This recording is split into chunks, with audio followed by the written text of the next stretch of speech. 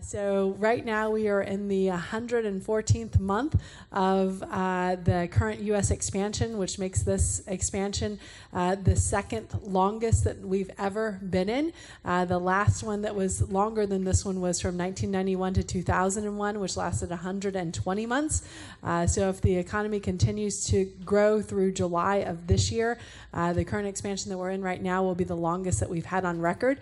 A lot of people, that makes a lot of people nervous in terms of when's it going to end. So one of the things that our former Federal Reserve Chairman Janet Yellen said was, expansions don't die of old age. I think that's economist humor. I'm still waiting for someone to laugh at that, and clearly my quest for that will continue. But this is what some of our historical booms have looked like. The prior longest boom was the tech boom. We had a boom in the 60s, the Reagan year, World War II. Housing bubble from 01 to 07 was only 73 months long. So the boom that we're in right now is way past the last, how long we were in the last market cycle, which I think is very interesting. As many of you guys are aware, the Federal Reserve has been very consistently doing what? Raising the interest rates over the last several years, and specifically 4 times in 2018 just by itself. But do remember this, for those of you guys who are worried, oh my gosh, the sky's falling, the Federal Reserve is raising interest rates. Have perspective. When I first started investing, I was investing with interest rates in the 7 to 8% range, okay? So even if it's gone up, it's not still gone up so much that it makes things unaffordable. And I'm going to show you a graph in the next couple of slides just to give you an idea of what that looks like, and to really understand that even though there might be some correlation between interest rates and housing prices, we have not been able to see a causation between interest rates either going up or down and housing prices either going up or down. So we're going to show you a little graph in the next couple of slides so you can understand what that looks like. Specifically for the Texas market, we have been seeing some signs of cooling. You guys have not noticed that here in Austin, but other markets, for example, like the Dallas market, they have seen some of those signs of cooling. Houston, Austin, San Antonio have been pretty much impervious to that. The year-over-year sales, 2018 versus 2017 in Austin and the other markets were higher than the sales that we had in 2017. However, in Dallas saw a down year, 2018 versus 2017. It's the first down year that they've had since roughly 2010. That's kind of a big deal in the Dallas market.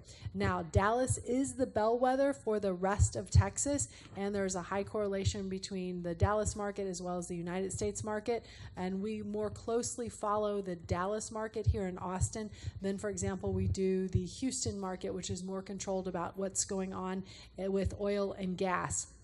The big things that we're experiencing and really have been experiencing for the last 3 to 5 years throughout the Texas market is a lack of inventory and a lot of prices that have been going up, which continue to disrupt the market. And I'll show you a graph in the next couple of slides just to show you how impactful that has been for us here in the Austin area as well. Among the top 50 growing metros, Austin ranked 4th behind Orlando, Phoenix, and Houston. Dallas is also in the top 10 as well at number 6. San Antonio is in there. They're in the top 50. They're just not in the top 10. But you can see the number of jobs that we've added in that December 2017 to December 2018 timeframe, which puts us an percentage up at about 3.5%. But again, just to give you perspective, Houston at 108,000 jobs, Dallas at about 88,000 jobs. So we're still small relative, but as a percent, we're right up there in that top 4.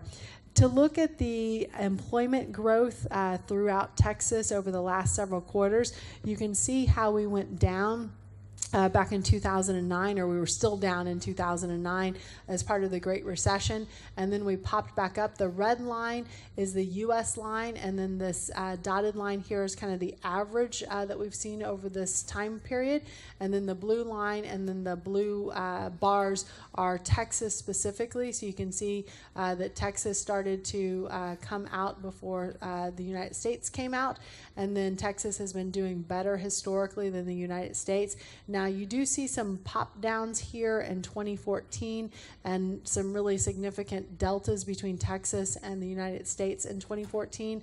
This was when oil and gas price per barrel was trading at over $100 a barrel in Houston, and this is when it went down trading in the high 30s to $50 a barrel. So a lot of what happens in Texas just overall is impacted by the oil and gas prices, specifically in Houston. But as oil and gas started to stabilize around $50 a barrel and then got up into the 60s and $70 a barrel, we saw some increases here as well. But right now, oil is back down again. It's not evident from this chart in terms of a huge decrease, but you can see we're still not flying as high as what we were when the price per barrel was over $110 a barrel. So those are some of the indicators that can both give us good direction and a little bit not great direction. Some of this too, and specifically if you were to look at the charts for Houston as an example, you'll see big fluctuations up and down. Part of those fluctuations in Houston are not just oil and gas, but a hurricane, kind of a large one, right, hit Houston. And so there are some major distortions in terms of what happened in Houston during those the time period right during and right after. But a lot of this, again, is impacted by what goes on in the Houston market. When you look at employment growth and break out all of the different cities throughout Texas, the biggest employment growth, again, that we've seen is in Austin, and then Austin and the Dallas markets, and you can see they're almost at a 45-degree angle. San Antonio has had good growth, although it's starting to kind of level out, some diminishing returns in terms of their growth. The next large one is this red line, just the average of all of what's going on in Texas. And then the blue line for Houston, you can see Houston was growing at the same level as Austin and Dallas when, again, price per barrel was over $110 a barrel. You can see how it kind of came down, but it really just flattened. So a lot of these jobs were absorbed in other industries, specifically healthcare. And then as the oil and gas price started to run back up, we see it going back up again and then getting a little bit flatter there. But we have seen really strong employment and really low unemployment, and we'll look at those numbers in the next couple of slides as well. When you look at existing home sales, this is the percent increase year over year. So 2016, you can see by each of the individual markets how much better 2016 did versus 2015. 2017 was still an up year, but not as up as it was in 2016. And then in 2018, this is the first year, like I said, for Dallas, for example, since about 2010, that the Dallas and Fort Worth market saw a downturn year over year. And you can see it's also putting some downward pressure. Kind of this statewide slowdown is putting some downward pressure just generally on the other markets as well when you look at total and existing home sales. The growth rates in terms of manufacturing production, services revenue, and retail rates, you can see that we've had different periods of leveling out again here in the Texas market. Some of this stuff is impacted as a result of Hurricane Harvey as well. Post-hurricane, when you have 100,000 houses that need washer dryers, refrigerators, dishwashers, sheetrock, all that sort of stuff, obviously we're going to have different impacts or different things that might cause this to look for you to ask, well, what happened here? And a lot of that is what happened in Texas in general post Hurricane Harvey.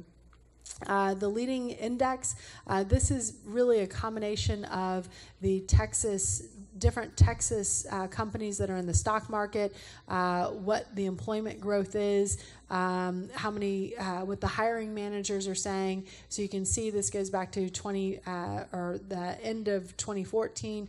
Again, a lot of this is part of Houston oil and gas changes, and then also it going back up, Houston oil and gas changes.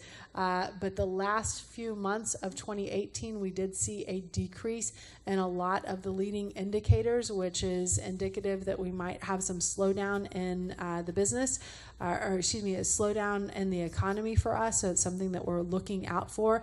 Now, we still do predict higher population growth, more jobs year over year, specifically in this Austin market. But as other economies around us start to get affected, specifically the Dallas market, you may not think that we're connected to Dallas as very much, but when the Dallas market starts to go down, people who are sending their children to school here, or people who are looking at second homes here, a lot of that sometimes gets put on hold, or a parent, for example, might rent instead of buy. Same with oil and gas, right? So people are always looking to buy second homes. If you look at a lot of the $1 million+ houses, a lot of those are owned by people who also live in the state but live in different areas like Houston and Dallas. So that does have an impact on us here as well. This was kind of an interesting one too. Nearly half of the businesses reported a decrease in margins over the last 6 months. So these are the number of businesses that reported an increase, number of businesses that basically stayed the same, and the number of businesses that saw a decrease. It's broken out by retail, general services, manufacturing, and then all firms put together. And one of the things I've kind of noticed too, and I don't know for those of you guys who look at the foreclosure list, but a lot of the properties that are on the foreclosure list are not just homeowners, but they're also companies. So you'll see a comma LLC as the owner. Who does that mean? That means an investor who's getting foreclosed on, probably because some of the margins for them are also getting pushed down a little bit as well. When you look at the growth in the housing activity, we are seeing some leveling off. So the yellow line is the number of housing permits that we've had specifically in Texas. That has kind of bounced around a lot. This line could easily look something more like on a 45-degree angle, but because of the speculation and increased cost in land prices, because of the increased cost in labor, because even though cities, counties, want growth, they sometimes also get in the way of growth in terms of permitting. So we're not building as many houses as we necessarily need to keep up with the number of sales that we have. So you see these little kind of stall points here, and then you see us kind of popping back up, and then another stall point. So right now we kind of feel like we're in a little bit of a stall point. You can also see how it looks compared to how mortgage rates have increased also over this time period. So historically what we've noticed is that interest rates don't have a long-term, like a more than 3 to 6 month impact in terms of the number of housing sales, but they do sometimes have a short-term impact in terms of just psychologically, but when they still decide, hey, I'm moving here, hey, I've got a job, hey, it's good paying, hey, the outlook is good and my consumer confidence is high, that's when you see people moving forward with some of these purchases, even though they may have put it on hold or put it on the back burner for a while. So you also just need to understand that sometimes it's not a causation between interest rates and housing prices, but sometimes it's just a correlation with other things going on. And the Home Builders Association of Austin recently had a meeting here, their yearly meeting and forecast. And one of the quotes from them was, any impact on the housing market from rising mortgage interest rates will be tied to how much they go up and how fast. And we had 4 raises again in 2018, which is a lot, right? Especially compared to where we've been over the last several years. Although interest rates are always an important factor to home buyers, history proves that if the job market is good, wages are increasing, and home prices are going up, people will continue to buy homes. It's all about that level of confidence. And here in Austin, we still have a high degree of confidence, right? Although, and I'm about to show you the Austin stats, although in December we had a little bit of a rough December, we are on track for a good January. And we'll have the results from that by the next meeting as well. They're not fully published yet. This chart, I just want to show you guys this. This looks at interest rates, this dark blue line here, versus home prices going back to 1972. So what do you guys notice? As interest rates go up, housing prices go up. As interest rates go up and through the roof in the 1980s, what happened with housing prices?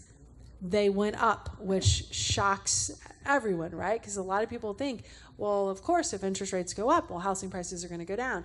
No, that's not actually the case. Now, when we stop making jobs, when people stop moving here, when the business is going down, like the economy is going down, that's going to have a greater impact than necessarily interest rates. So you can see, again, as interest rates go up and down, and then up and down and up and down, housing prices go up. As interest rates continue to go down, housing prices go up. As interest rates go back up, housing prices continue to go up. You're not seeing a correlation between interest rates and housing prices, right? You should be seeing a very strong correlation between interest rates and, between median house prices and time, right? Over time, you do see those numbers go up. The overview and indicators, so again, these are some of the leading indicators for Texas, specifically job. It's a combination of stocks, job growth, hiring notices, etc. So we are still on the up part of our business cycle. Again, remember, because this is Texas, you're seeing a big run up as part of Houston, a big rundown as part of Houston. You're not seeing necessarily the effects of Hurricane Harvey in here at all, but when you look at Houston on this chart, normally you see the big effects of Hurricane Harvey. But again, we came out of our the bottom of our market cycle roughly summer of 2009, and from a business standpoint. From a housing standpoint, we started to come out more in 2010 and 2011. Consumer confidence in Texas is started in 2015, again, because of oil and gas, and we'll show you one for Austin as well. But because of oil and gas, consumer confidence started to go down versus the rest of the United States. But historically, Texas has always been a little bit higher than what's happened in the United States. The closes in Texas for residential single-family townhouse condominium, you can see that the year-to-date numbers, for example, all positive for the total combination of single-family condos and townhouses. Single-family up 2.6%, townhouses up 4.6%, condominiums down 4.7%. Historically, we've always said that condominiums are the canary in the coal mine. The condo market is the first market segment to go down when the market starts to go down, but they are the last market segment to go up when the market starts to go up. So do take note that single family is up, but condos are down for 2018.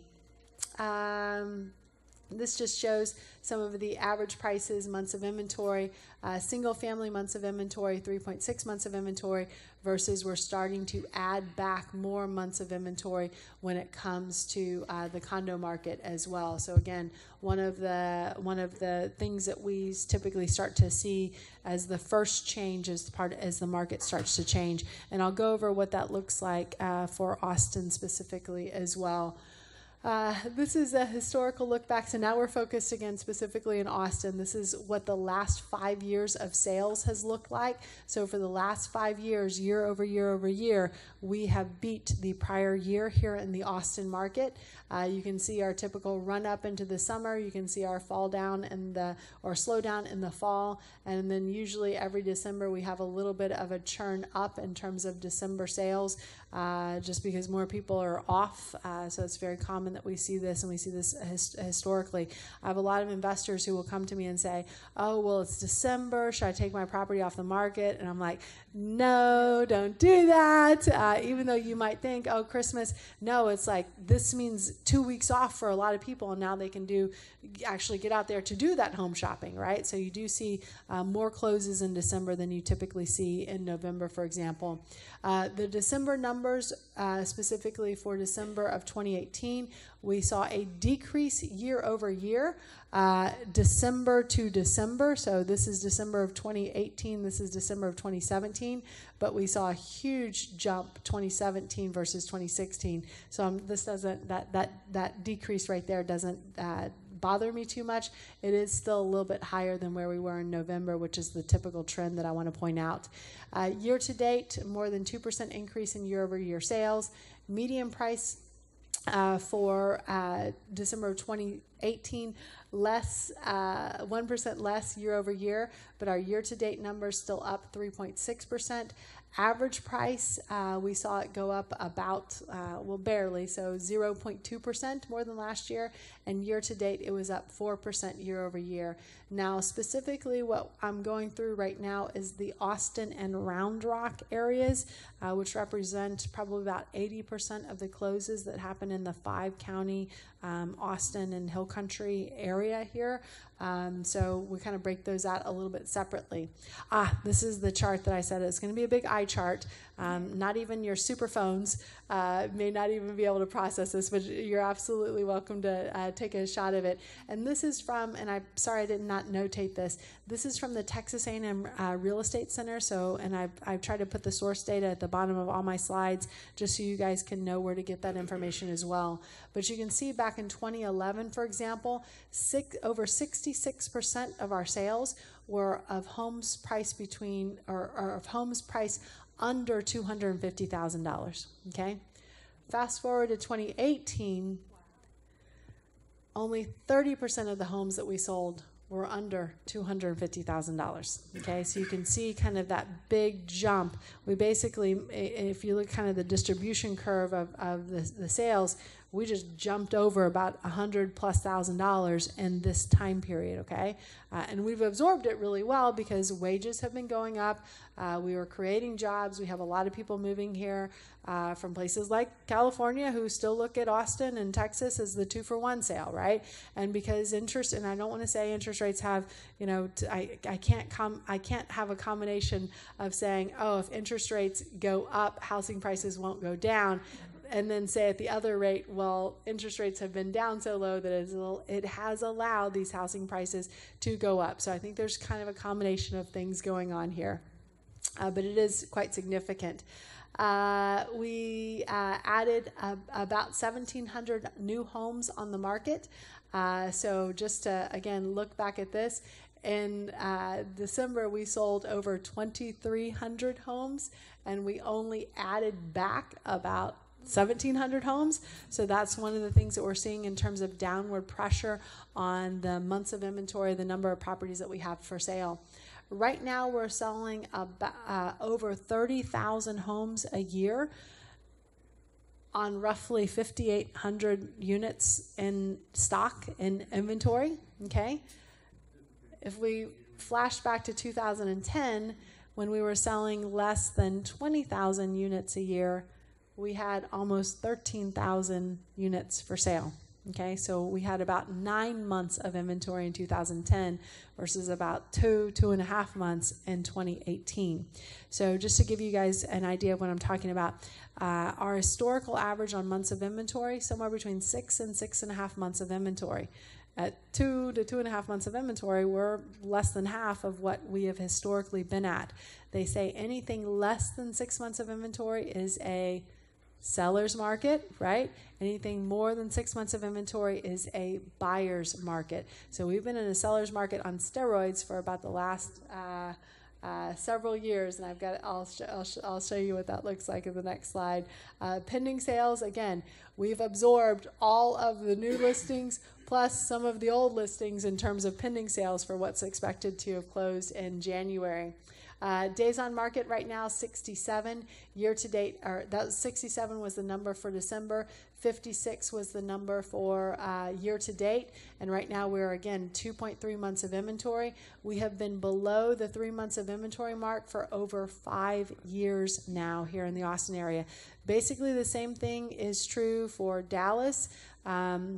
Although Dallas is starting to grow back some of that inventory. Houston's been around 3 to 4 months of inventory. They, again, have had some distortions post-Hurricane Harvey, but there have been about 4 for about the last year or so. San Antonio has always had higher months of inventory at about 4 months of inventory, just again to give you guys perspective of what's going on, not just here in Austin, but in the greater, some of the other parts of Texas as well. All right, so let's break down months of inventory a little bit more. And again, I apologize. This is an eye chart. That's why I invited all of you guys who are in the back to come to the front. You get an idea for why I did that now. But if you look, for example, again, this is the larger market. So this is the 5-county market at 2.4 months of inventory. Properties, for example, that are priced in 150 to 200,000, 1.25 months of inventory. There's very little inventory of those types of homes for sale.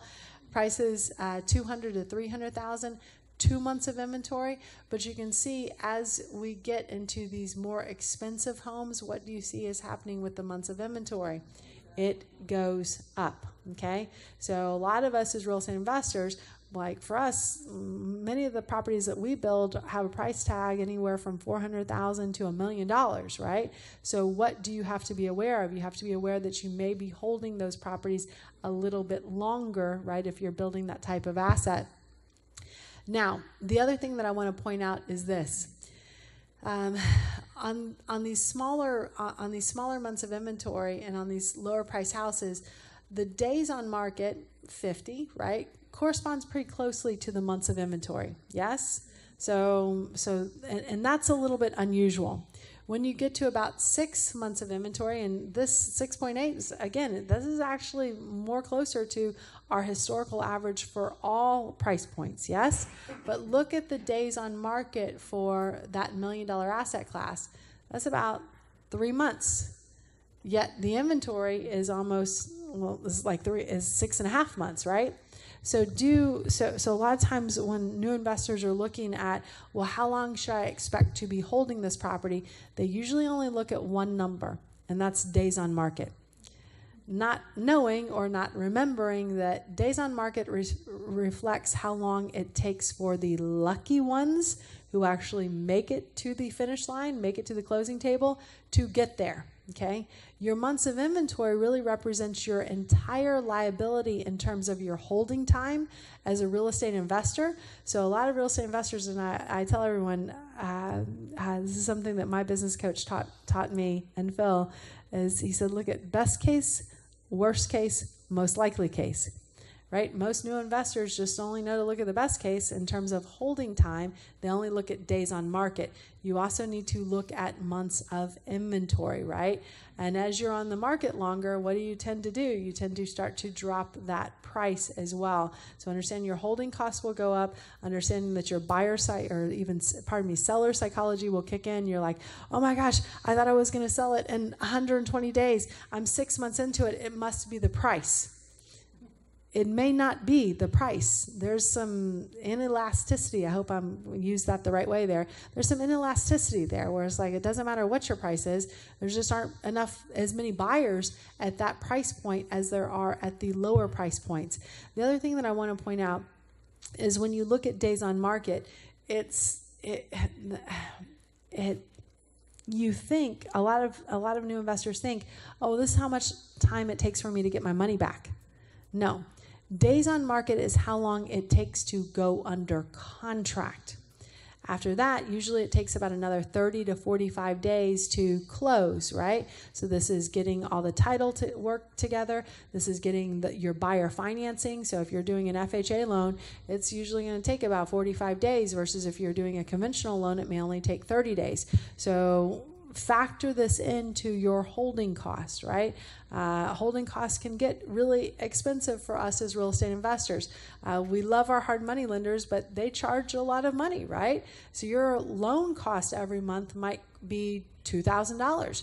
Your property property taxes might be somewhere between $500 and $1,000 a month. Your utilities, your insurance, and everything else that comes with the fun of being a real estate investor, a homeowner, right? Stuff happens to houses.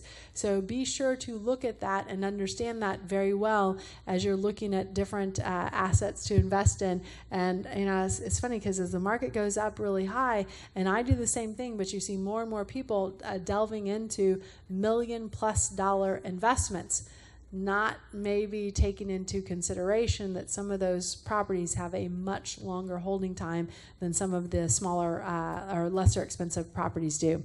The city of Austin, so again, we showed you Austin in general. We showed you Austin Round Rock, which is the largest portion of sales in the Austin and surrounding counties. But if we look at city of Austin specifically, you'll see that the median price in the city of Austin, almost $377,000, up 6% year over year. Average price for City of Austin up 6% year over year, over 470,000.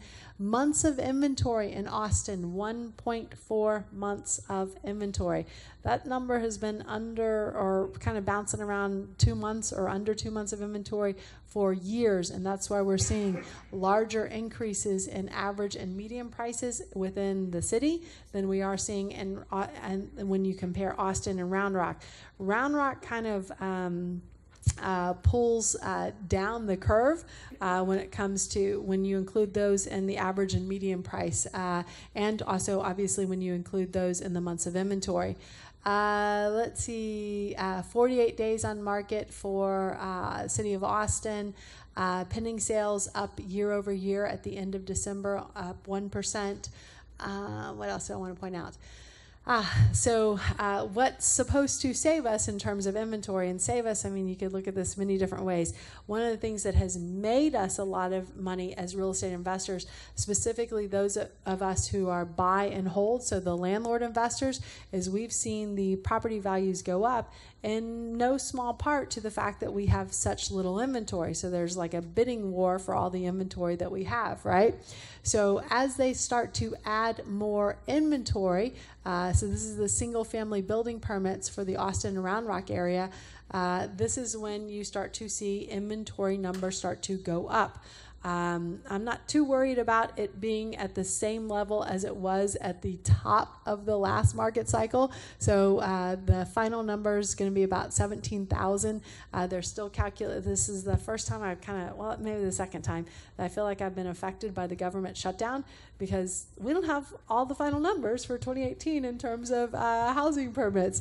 But they say, based on what we're forecasting, and what we extrapolate for December, it looks like it's going to be about 17,000 units that we're adding in the Austin and Round Rock area, which is pretty close to what we did in 2005 and 2006. So we're finally building as many houses today as what we built back here. Now, what's fascinating is in this time period, we were selling about